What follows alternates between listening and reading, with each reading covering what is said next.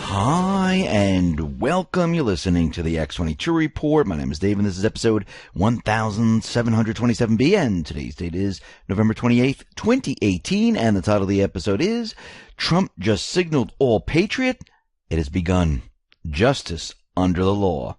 Now, before I get started, we all know the deep state, they're going to be fighting back, but we don't know exactly the next move of the deep state. And I just want to say one of the best devices you can invest for your home protection is a flashlight, the Patriot flashlight. Why is it the best? Never waste money on batteries again. It's solar powered. Life-saving emergency strobe light, emergency siren. Let others know you're in danger. Charge your phone anywhere. It has a compass, rope, wire cutter, and glass breaking hammer. Patriot flashlight is the perfect holiday gift for you and your family. Take advantage and give the gift of protection to your loved ones this holiday season. Use the code X25 and receive 25% off the Patriot flashlight. Let's get into the economic collapse, political and geopolitical news. Now, I don't know if everyone caught this today, but Trump just signaled all patriots that it is time, that justice under the law will be served. People will learn the truth. The world will learn the truth. And we're going to be getting into that in just a minute. But first, I wanted to start off with post 2318, 2493, and 2495. Going back to October 2nd, November 13th, and November 20th, Q has continually given us a number, 53 to 47, because the Senate was the target, not the House. And guess what happened? It's 53 to 47. Who controls the Senate? The Patriots.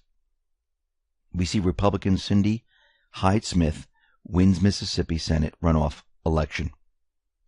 So what Q has told us, once again, has come true. Trump tweeted out 53 to 47. Another Q proof. Now, Facebook, it seems like they're in a little bit of trouble here. Now, Facebook has publicly denied being a media publisher every time there's an issue with content on its site. So they say, no, okay, we're not a media publisher.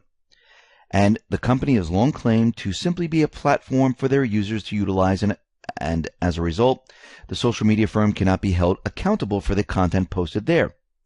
But in a recent lawsuit, the company has claimed the exact opposite. CEO Mark Zuckerberg has denied that Facebook is a publisher publicly before the Senate. And this is how it went down. Senator Sullivan. So, which are you? Are you a tech company or are you the world's largest publisher? Because I think that goes to a really important question on what form of regulation or government action, if any, would take. Zuckerberg. I gave a mealy-mouthed response saying he views Facebook as a tech company because the primary thing we do is build technology and products. Sullivan interjected, but you said you're responsible for your content, which makes you kind of a publisher, right? Zuckerberg's response, I agree that we're responsible for the content, but we don't produce the content. I think that when people ask us whether we're a media company or publisher, my understanding of the heart of what they're getting at is, do we feel responsibility for the content that's on our platform? The answer to that, I think, is clearly yes, but I don't think that's incompatible with what's fundamentally at our core, being a technology company where the main thing that we do is have engineers and build products. So basically, the social media companies like Facebook, Twitter, and the rest, they are protected by Section 230 of the Communications Decency Act, which currently grants them legal immunity for content posted by social media users to their supposedly neutral platforms. Now, if Facebook admits to being a publisher, it could lose this immunity. Now, there's been a lawsuit that has been filed, and this is a startup app, 643, alleges that Facebook CEO Mark Zuckerberg developed a malicious and fraudulent scheme to take advantage of Facebook users' personal data and force other rival companies out of business. In response, Facebook has claimed that their decisions relating to what not to publish should be legally protected because the company is a publisher. Now, Facebook is saying that they are a publisher. So they can't be a non-publisher and a publisher at the same time. So during this lawsuit, they're saying they're a publisher. In their testimony to Congress, to the Senate, they're saying that they're not a publisher. Well, if they are a publisher, then they lose the protection of Section 230. So which is it? You can't be both. So this is very interesting. And we can see that Twitter and the rest of the social media platforms, they're all going to be dragged into this. And again, we have that investigation going on with Twitter right now with Jack Dorsey. Did he lie to Congress? And right now, Google is going to testify in front of the Senate. So all these companies are being looked at with a magnifying glass. Now, just the other day, we had an article come out of The Guardian where they said Assange and Manafort, they met and they spoke many different times. Now, of course, the sources that they said they had, there are no sources. The whole story seems to be completely fake. And Max Blumenthal, an investigative journalist, says that this was completely fabricated. It was laying the case to arrest and extradite Julian Assange to the U.S. Now, once again, remember that leak that came out where they said, ooh, there's a sealed indictment against Assange, and we accidentally leaked that out to the public. We didn't mean to.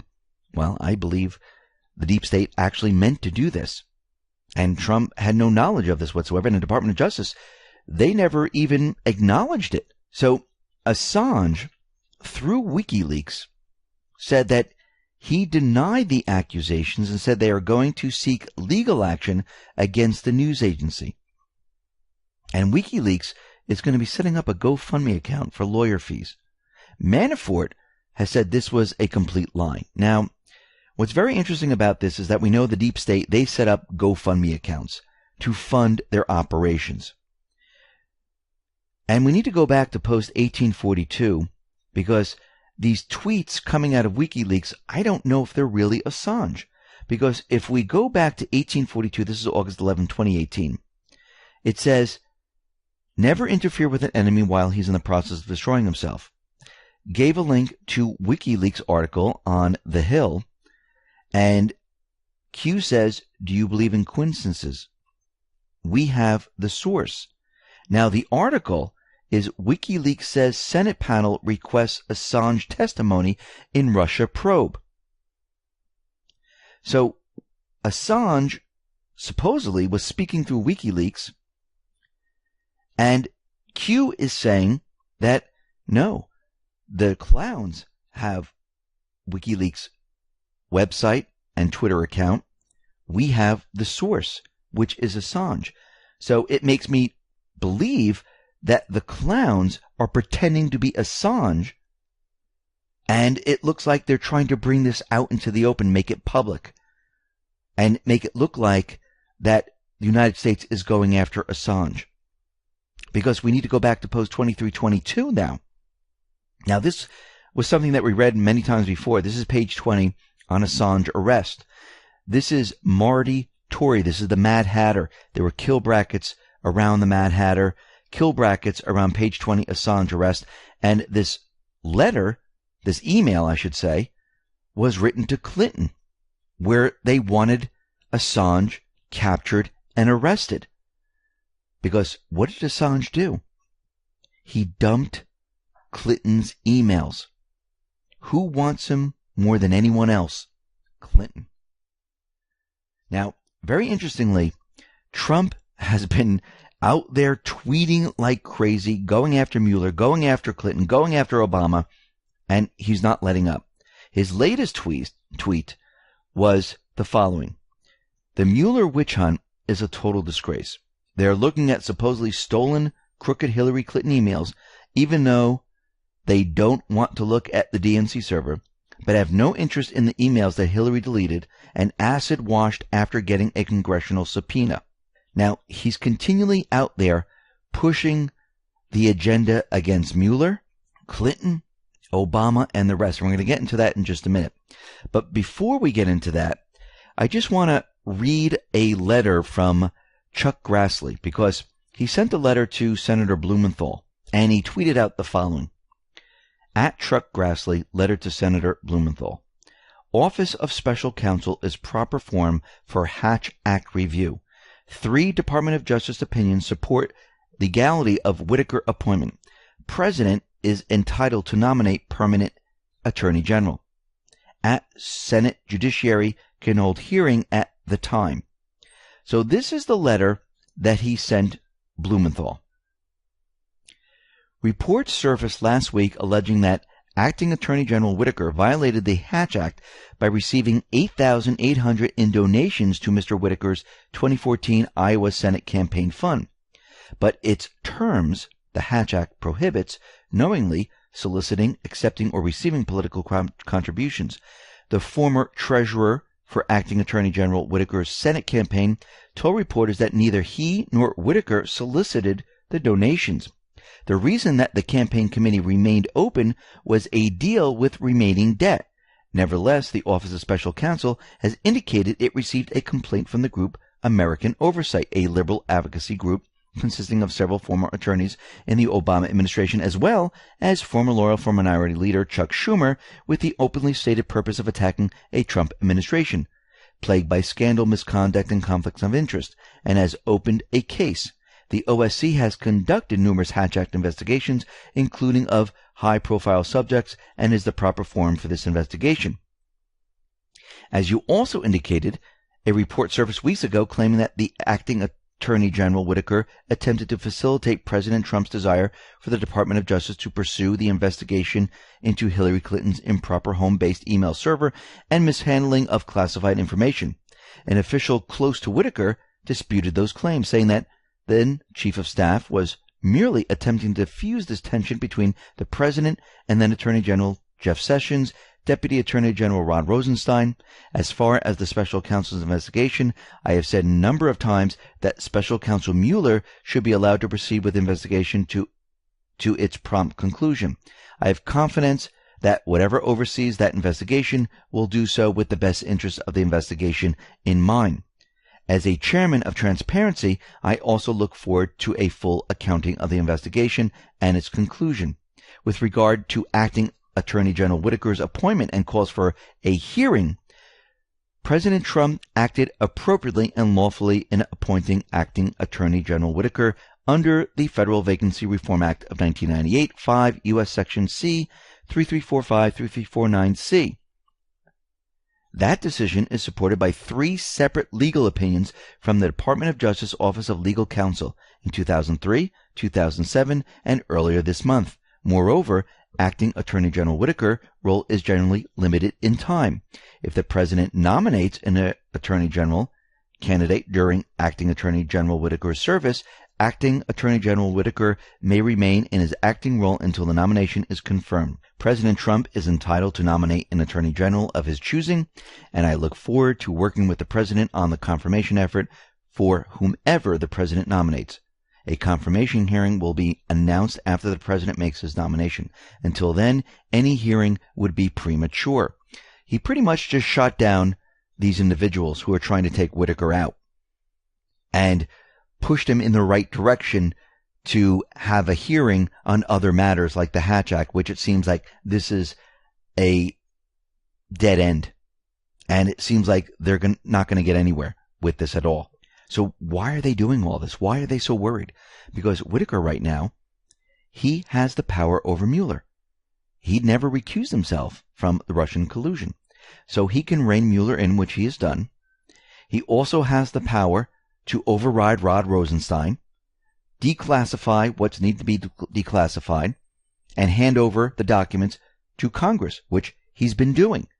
They're very nervous and afraid of Whitaker. He has 210 days in this position, unless Trump nominates someone. But I don't think he's rushing right now to say, you know something, let's take Whitaker out of this. He wants to leave him there. Now, like we said before, Trump is on the warpath, and he is dropping a lot of breadcrumbs right now. Trump slammed Obama and his lawless administration for spying on his presidential campaign, claiming that the surveillance abuse committed by Obama, Brennan, and Clapper may be considered treasonous. Think about what he's saying right now. He's naming all these individuals. Now, he even went ahead and shared a tweet. He retweeted a tweet from the Trump train. Now, what was this tweet? Well, there was a meme which shows a jail cell with individuals behind bars. Obama, Clinton, Mueller, Comey, Bill Clinton, and the rest. And under it, the caption reads, "Now that Russia collusion is proven lie, when do the trials for treason begin?"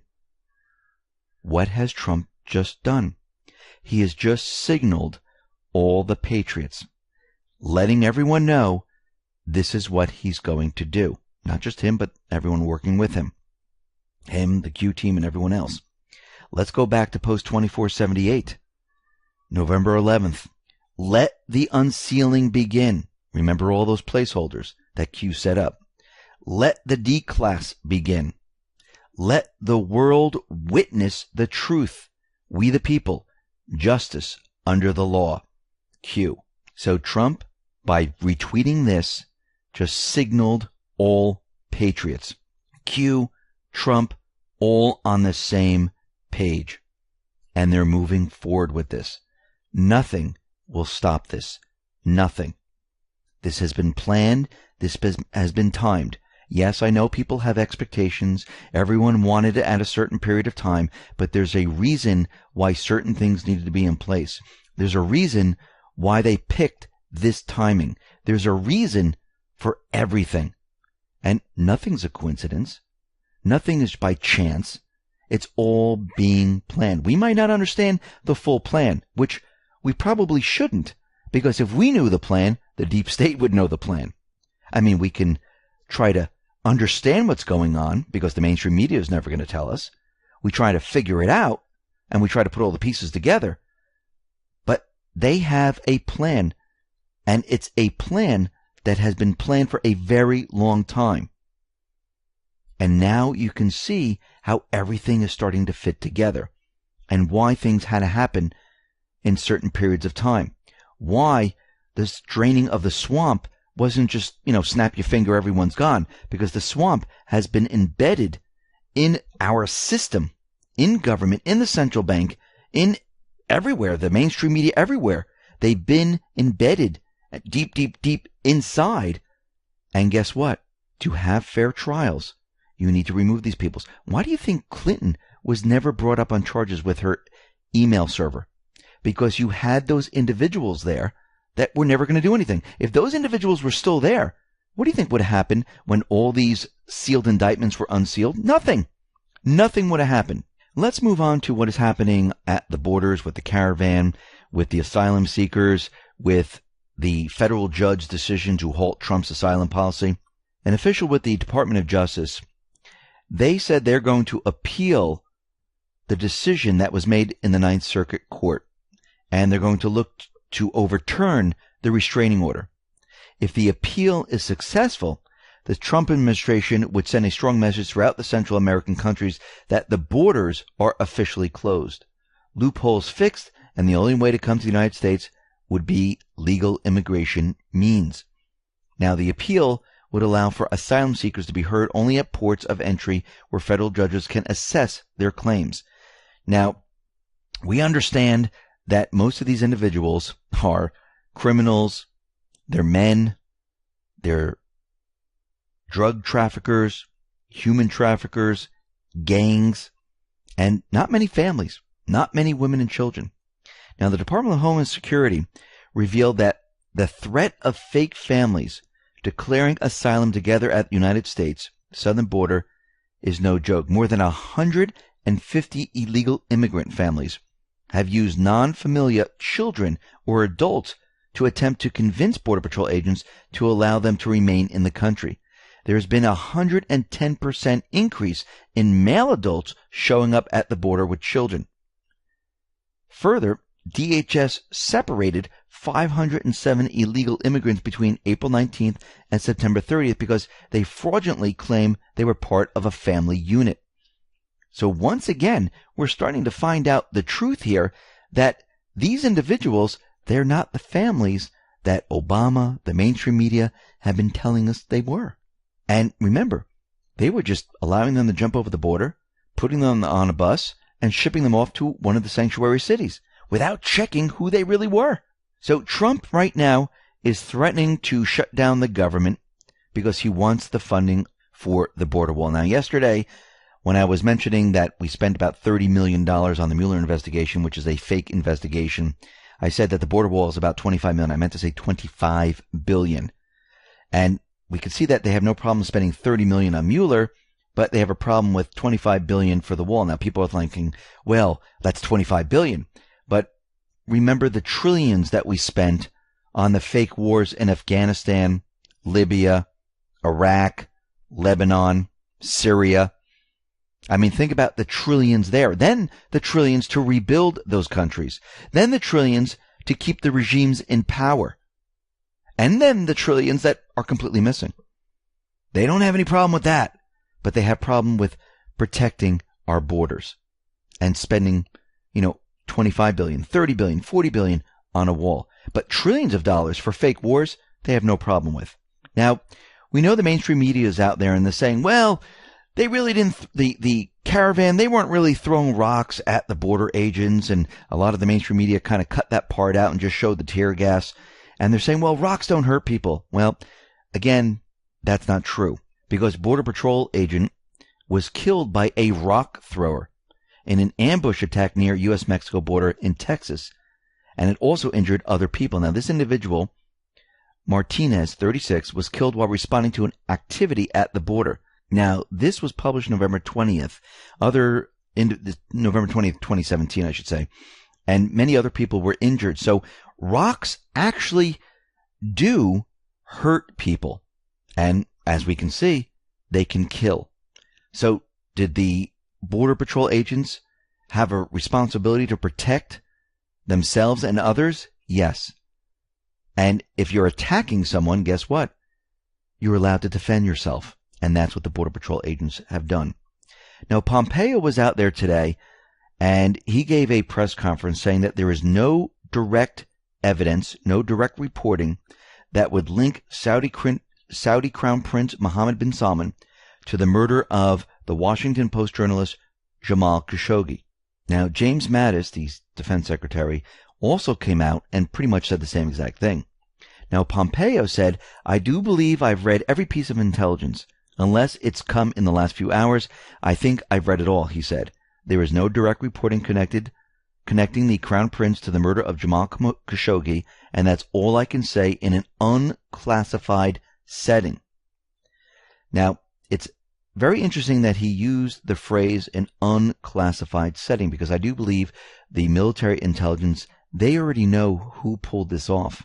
They already know it was MI6, deep state CIA operatives that were pushing this agenda, and probably many others. And we need to remember, we need to go back in time, because think about what Brennan, Yates, Holder, and Clinton and the rest, they were saying, you must believe the intelligence report. You must act on this. And they were pushing this very, very hard. Now, we need to go back in time, because didn't the CIA and the intelligence agencies and Clinton and Obama and the rest also say that the Steele dossier was absolutely true and you must listen to the intelligence agencies? Well, that turned out to be false. How about Iraq has weapons of mass destruction? Well, fake again. That's what the intelligence agencies told us. How about Osama bin Laden was in Afghanistan? Fake again. How about terrorists carried out the attack on the World Trade Center? Fake again. North Korea was responsible for cyber attacking Sony Pictures. Well, that was an inside job. That was the disgruntled employee. They just blamed that on North Korea. How about nobody spied on Trump? The intelligence agency said, no, we don't have any record of that. That was a lie. So the CIA, the mainstream media, Blumenthal, Brennan, Yates, and the rest are pushing Trump to accept it because it's real and they said so. That tells you he should be doing the opposite. And this is why when he became president and he was coming into office, he said he wasn't going to go to the daily briefings with the intelligence operatives because he knew right there and then they were going to give him fake information. He relied on military intelligence, and that's what he's relying on now. So once again, we can see the deep state, they're still trying to push their agenda. And why are they pushing this agenda against Saudi Arabia? Because they know if they can put Trump against Saudi Arabia, place sanctions, it would bring down everything. And they want that to happen so they can get rid of Trump. But he's not falling for it. We see North Korea right now is allowing inspectors into the country, into their main nuclear complex after shutting it down. So they're going to allow them to inspect it. We see Russia. They're going to be deploying the S-400 missile system to Crimea. Now, why are they doing this? Well, because Poroshenko, under the direction of the intelligence organizations of the UK and the US, the deep state, where they tried to push a war having Ukrainian ships sail into Russia's waters, which completely failed. Now Russia is saying, you know something? You want to play the game? Let me move my chess piece. Check. I'm going to put a defensive missile system into Crimea and protect the entire area. Because we know what they're trying to do. They're trying to start a war. Most likely they're going to try to do something in Crimea or the southeastern part of Ukraine.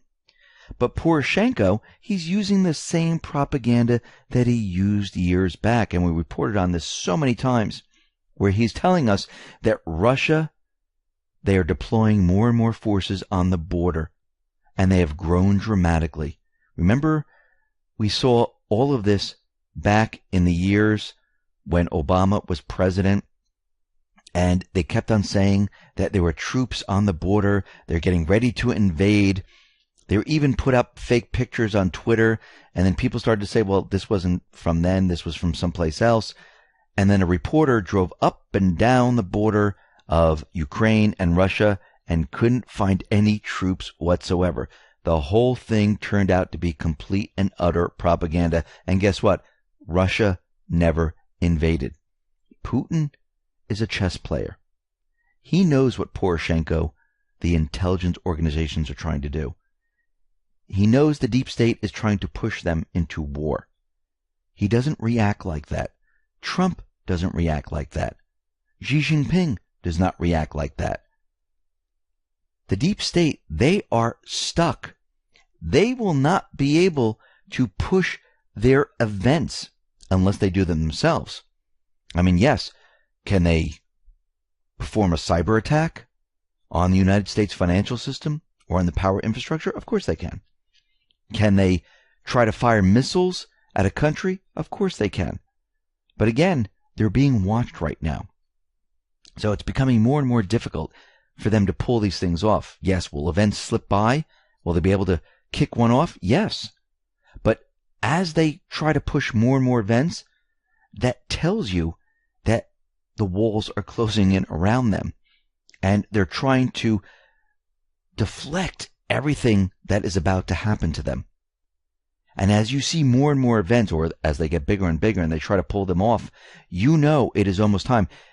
Trump has already signaled everyone around the world by retweeting a picture showing these individuals behind bars.